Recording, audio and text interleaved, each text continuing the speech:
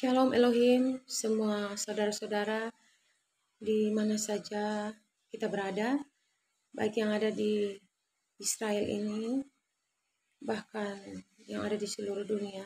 Shalom Elohim, Shalom Elohim. Terima kasih Bapak Yahweh atas kasih dan penyertaan-Mu sampai saat ini. Kami semua boleh ada dan saat ini kami boleh menyaksikan kemurahan Tuhan. Ya saudara-saudara, saya akan membagikan firman Tuhan yang saya ambil dari Kisah Para Rasul.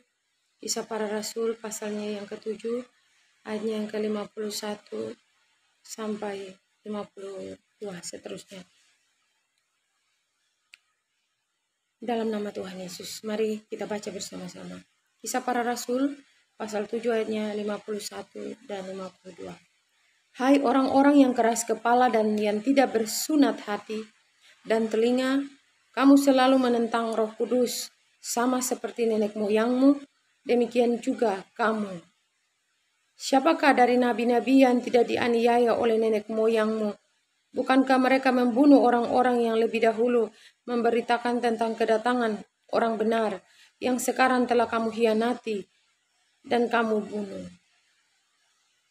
Kamu telah menerima hukum Taurat yang disampaikan oleh malaikat-malaikat, akan tetapi kamu tidak menurutinya. Haleluya, haleluya, haleluya. Ya, dalam nama Tuhan Yesus. Ya saudara-saudara, kita patut mengucap syukur dan berterima kasih kepada Tuhan, karena sampai saat ini kita masih bernafas, kita masih hidup, semua karena kemurahan Tuhan. Kita ini hanyalah debu tanah, manusia bodoh, buta tuli dan telanjang. Namun kadang-kadang kita selalu sombong, kita membuat diri kita angkuh rohani, angkuh jasmani, dan bahkan kita mau menyamakan diri seperti Tuhan dan mengatur-ngatur Tuhan. Marilah jika ada seperti itu dalam benak kita, dalam hati dan pikiran kita, marilah cepat-cepat kita datang untuk kita minta ampun. Hendaklah setiap saat kita datang untuk minta ampun di kaki Yesus, sebab kita ini manusia berdosa, kita ada dalam tengah-tengah dunia ini. Saudara-saudara, pesan yang disampaikan melalui Kisah Para Rasul ini sama seperti saat ini. Yang sementara terjadi di tengah-tengah dunia saat ini, Tuhan Yesus sendiri telah mengutus ke-7 malaikat jemaatnya itu ke tengah-tengah dunia ini. Kita ada di kitab Wahyu, saudara-saudara, dan bahkan roh Tuhan Yesus itu ada di tengah-tengah dunia ini, dan ada pada diri Pak Aditya Nugrahanto. Dan siapa mempelai Tuhan yang kalian selama ini mungkin sudah mengenalnya, Ibunda V itu adalah pribadi Roh Kudus, Bapak Yahweh sendiri yang ada dalamnya.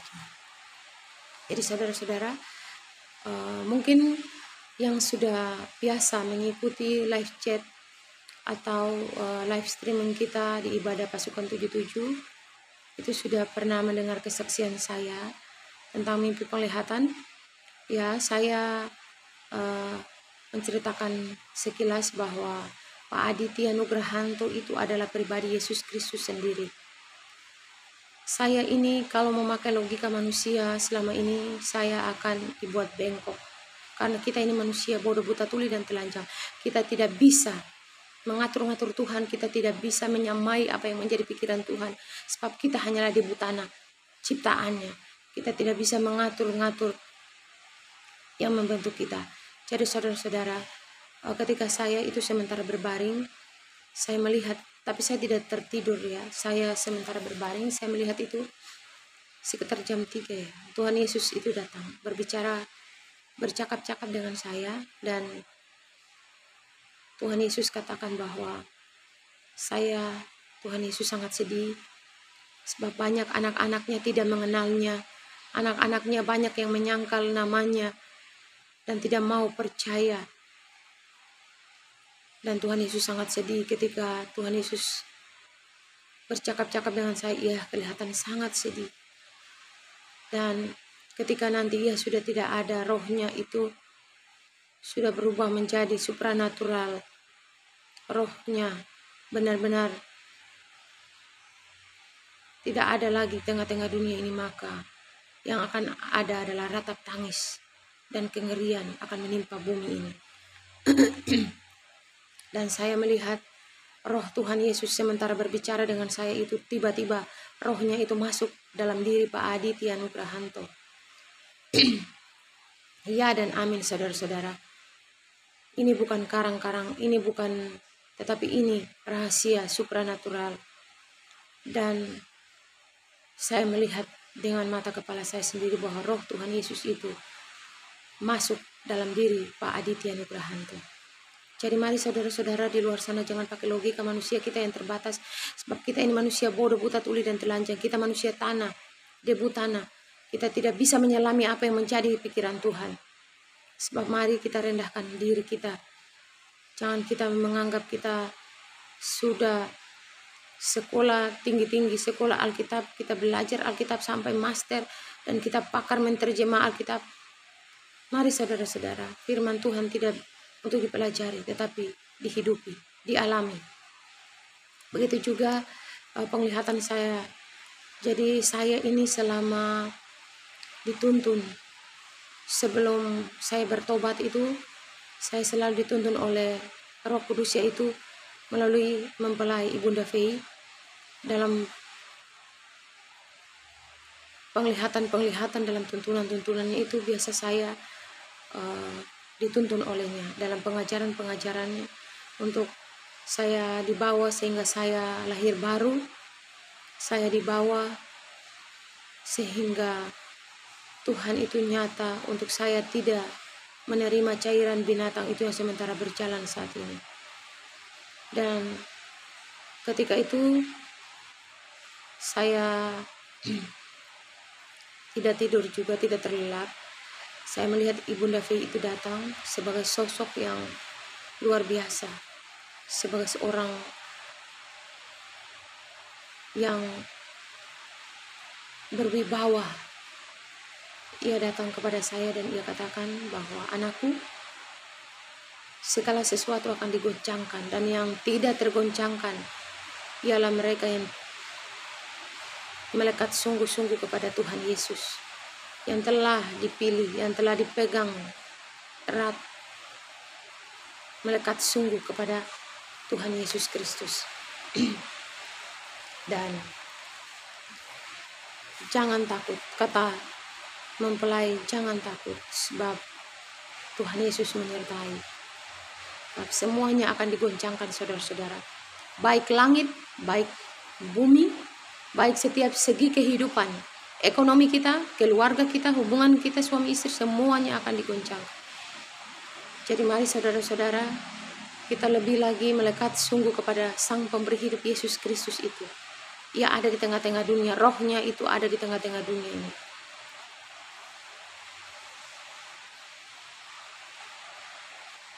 Jadi mari saudara-saudara, kita ini manusia berdosa. Hendaklah jangan kita saling menghakimi, kita menjaga lidah kita supaya kita tidak menghujat pekerjaan Roh Kudus di akhir zaman ini. Sebab seperti nabi-nabi 2000 tahun yang lalu, mereka dihina, difitnah, mereka membuat mujizat, mereka dikatakan difitnah dan lain-lain. Bahkan Tuhan Yesus sendiri ditolak, saudara. Begitu juga saat ini malaikat-malaikat Tuhan itu sudah ada di tengah-tengah dunia ini, menyamar dalam diri-diri manusia-manusia yang benar-benar teruji, manusia-manusia yang rendah hati, manusia-manusia yang excellent, yang ada dalam lewati prosesnya Tuhan. Malaikat-malaikat Tuhan berdiam dalam diri-diri manusia dan ada di tengah-tengah dunia ini. Yang ada, kalau Bapak Ibu tahu, yang saat ini disaksikan melalui YouTube, ada. Karena itu jangan menghina atau menghujat pekerjaan Roh Kudus. Kita ini manusia berdosa, buta tuli dan telanjang, terbatas. Jangan sampai kita menyesal ketika kita menghina mereka. Kita tidak tahu bahwa mereka itu memang benar adalah utusan Tuhan, kita akan menyesal, saudara-saudara. Jadi mari, kalau kita tidak tahu, kita rendahkan hati kita datang, kita meraung-raung di hadapan Bapa dan kita tanya sendiri, maka Bapa akan membukakannya. Bapa itu penuh kasih, penuh cinta. Tidak ada cinta seperti Bapa, Tuhan kita Yesus Kristus. Di dunia ini, yang dunia berikan hanyalah kemunafikan. Yang dunia berikan adalah kepura-puraan. Karena itu jangan pernah mengikatkan diri kita dengan dunia ini. Jangan pernah membanggakan harta kekayaan. Jangan pernah, saudara-saudara. Kita akan saya membaca dalam kitab Petrus.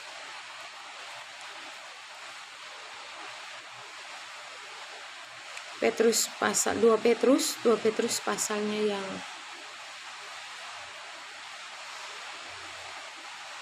ke-20 dan 21 dalam nama Tuhan Yesus. Mari kita baca bersama-sama, saudara-saudara. Yang terutama harus kamu ketahui ialah bahwa nubuat-nubuat dalam kitab suci tidak boleh ditafsirkan menurut kehendak sendiri. 21. Sebab tidak pernah nubuat dihasilkan oleh kehendak manusia, tetapi oleh dorongan Roh Kudus orang-orang berbicara atas nama Allah. Jadi saudara-saudara yang kekasih, marilah kita minta hikmat Tuhan supaya kita bisa membedakan mana yang penyesat, mana yang benar-benar anak-anak Tuhan, malaikat-malaikat Tuhan yang sementara turun di tengah-tengah dunia ini untuk menyuarakan kebenaran di akhir zaman ini, saudara-saudara. Jadi seperti kata 2 Petrus, sebab tidak pernah nubuat dihasilkan oleh kehendak manusia, tetapi oleh dorongan Roh Kudus orang-orang berbicara atas nama Allah. Jadi kita belajar pada zaman dahulu, Petrus dan teman-teman murid-murid Tuhan Yesus yang lain, bahkan dari nabi-nabi pada zaman dahulu itu bukan diri mereka, tetapi kuasa Roh Kudus, kuasa Bapa Yahweh sendiri itu yang bekerja di dalam diri mereka itu, saudara-saudara. Bukan mereka, bukan tentang Petrus, bukan tentang Andreas, bukan tentang Paulus, tetapi Roh Allah sendiri. Jadi orang tidak bisa bernubuat, orang tidak bisa berkata-kata tanpa di dalam dirinya itu ada Bapa sendiri. Karena kita ini debutana, kita tidak bisa berkata-kata, kita tidak bisa melakukan apapun. Hanya kuasa Bapa saja yang bisa berdoa di dalam diri kita, untuk kita bisa berdoa, menaikkan apapun yang kita, keluhan-keluhan hati kita, itu Roh yang berdoa, Roh Bapa berdoa. Seperti itu, saudara-saudara. Jadi mari ini di detik-detik terakhir jangan sampai ada penyesalan jika selama ini kalian menghujat pekerjaan Roh Kudus. Buka hati, rendahkan hati, minta belas kasihan, meraung-raung di hadapan hadirat Tuhan, dan minta maaflah kepada para saksi-saksinya yang sementara diutus di tengah-tengah dunia ini, saudara-saudara. Saya adalah pendosa, saudara-saudara, manusia yang sangat berdosa saya ini. Tetapi karena belas kasihan dan kemurahan Tuhan saya ada sampai saat ini. Karena itu biarlah saya memohon kepada Bapa supaya kehidupan saya di detik-detik terakhir ini tidak mengecewakannya. Apa yang bisa saya perbuat untuknya, bukan untuk mencari nama atau apa, tetapi biarlah nama Bapa saja, Bapa Yahweh Yeshua HaMashiach Elohim itu ditinggikan dan dimuliakan. Sebab hanyalah Dia satu-satunya Raja, satu-satunya Allah, satu-satunya Tuhan yang harus kita puji, yang harus kita sembah. Janganlah kita cari pengakuan diri manusia. Sebab apa? Semuanya itu adalah kekejian, semua adalah fana. Marilah kita cari perkenanan Tuhan saja. Sebab tanpa pertolongan Tuhan, kita ini tidak bisa berbuat apa-apa. Kita binasa, saudara-saudara. Surga dan neraka itu nyata, saudara-saudara, bukan dongeng. Kita tidak diciptakan untuk ada dalam api neraka. Tetapi api neraka diciptakan untuk iblis dan antek-anteknya. Tetapi iblis ingin untuk kita menemaninya di api neraka. Karena itu, saudara-saudara, tanggalkan segala beban dosamu saat ini dan bertobatlah. Dan bertobatlah, jiwamu itu berharga di mata Tuhan. Jangan biarkan dirimu itu disusupi oleh roh-roh antikris, roh-roh Lucifer dan pengikut-pengikutnya. Mari saudara-saudara, di detik-detik terakhir ini, rendahkan hatimu, ambil puasa, baca firman, sungguh-sungguh meraung-raung di hadapan hadirat Tuhan, dan minta belas kasihan-Nya. Sebab akan ada waktunya kita tidak bisa lagi meminta maaf kepada Tuhan. Akan ada waktunya kita tidak bisa meminta ampun lagi kepada Tuhan. Kalau kuasa Roh Kudus sudah diangkat, kuasa firman Tuhan sudah diangkat, dan anak-anak Tuhan sudah diungsikan dari tengah-tengah dunia ini, maka yang akan ada adalah ratap tangis. Penderitaan yang belum pernah ada dan sebelum dunia dijadikan, dan bahkan tidak pernah ada penderitaan seperti itu. Ngeri saudara-saudara. Dan kalian yang telah memakai tanda binatang itu, Bapa mengasihi kalian. Rendahkanlah diri, bertobatlah sungguh-sungguh, dan biarlah kalian diberikan kekuatan. Di detik-detik terakhir ini darah kalian dinetralkan, dan biarlah jika kalian ada di tengah-tengah dunia ini, kalian harus bayar harga mati martir. Kalian jangan pernah menyangkal nama Tuhan Yesus Kristus. Mari saudara-saudara, saya mohon demi keselamatan jiwamu, jangan biarkan diri kita ditipu oleh iblis. Sebab dunia ini kita yang diberikan kuasa oleh Bapa. Bapa memberikan kita kuasa untuk berkuasa atas burung-burung di udara, atas segala ciptaannya di tengah-tengah bumi ini. Karena itu jangan biarkan kita menjadi bodoh sehingga kita diperdayakan. Kita lebih percaya sains dan teknologi daripada kuasa Tuhan. Kita lebih percaya cairan binatang itu daripada kuasa darah Yesus. Kita mengaku pengakuan iman kita di gereja. Pengakuan darah Yesus tercurah 2000 tahun yang lalu telah menghancurkan segala kutuk dosa, kuasa-kuasa kegelapan, roh sakit, penyakit apapun itu. Masakan kita tidak percaya kepada darah Yesus, kita lebih mengandalkan sains buatan manusia. Kita lebih percaya dan kita bersandar kepada apapun yang menjadi buatan manusia. Bukankah itu kita telah memberhalakan itu? Kita menduakan Tuhan. Mari saudara-saudara, saya mohon dengan penuh kerendahan hati, jangan pakai logika manusia. Kita tidak boleh dibodoh-bodohi. Kita adalah anak-anak merdeka. Jangan mau dibodoh-bodohi oleh segelintir orang-orang yang mau memusnahkan kita. Marilah kita sadar dan berjaga-jagalah. Sebab hari-hari ini adalah hari-hari yang jahat. Iblis memakai manusia-manusia, orang-orang kaya di dunia ini, dengan penelitian-penelitiannya untuk memusnahkan manusia. Lewat cairan-cairan yang mereka katakan adalah baik untuk kesehatan. Sebenarnya itulah yang mematikan. Firman Tuhan ya dan amin. Barang siapa takut kehilangan nyawanya, ia akan kehilangan nyawanya. Tapi barang siapa yang kehilangan nyawanya karena aku, ia akan memperolehnya. Jadi mari saudara-saudara, untuk apa kita takut mati di tengah-tengah dunia ini? Sebab ada kehidupan abadi, kehidupan kekal, yaitu bersama dengan Yesus. Tetapi yang dunia tawarkan, dunia ini adalah api neraka sesungguhnya, saudara. Jangan mau dibodoh-bodohi oleh apapun yang ada di depan mata, yang sementara, yang fana, dunia tipu-tipu. Marilah, bangunkan rohmu dan bertobatlah, datang sujud di kaki Yesus di detik-detik terakhir ini. Dan jangan pernah menghujat pekerjaan Roh Kudus, para saksinya di akhir zaman ini.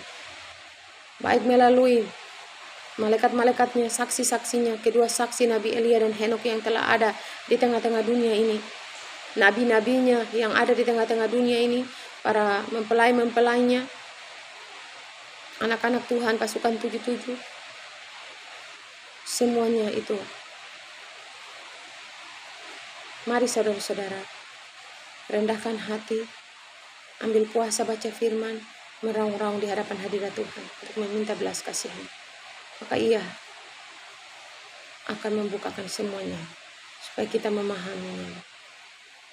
Haleluya, haleluya. Biarlah kehormatan, kemuliaan, keagungan hanya bagi Bapa Yahweh Yesus Hamasi Elohim, Bapa Roh Kudus. Mari kita berdoa. Doa Bapa kami. Bapa kami yang ada di dalam kerajaan surga, dikuduskanlah namamu, datanglah kerajaanmu, jadilah kehendakmu di bumi seperti di sorga. Berikanlah kami pada hari ini makanan kami yang secukupnya, dan ampunilah kami akan kesalahan kami, seperti kami juga mengampuni orang yang bersalah kepada kami. Dan janganlah membawa kami ke dalam pencobaan, tapi lepaskan kami daripada yang jahat, karena Engkaulah yang punya kerajaan dan kuasa dan kemuliaan sampai selama-lamanya. Amin. Haleluya, haleluya. Terima kasih Tuhan Yesus memberkati.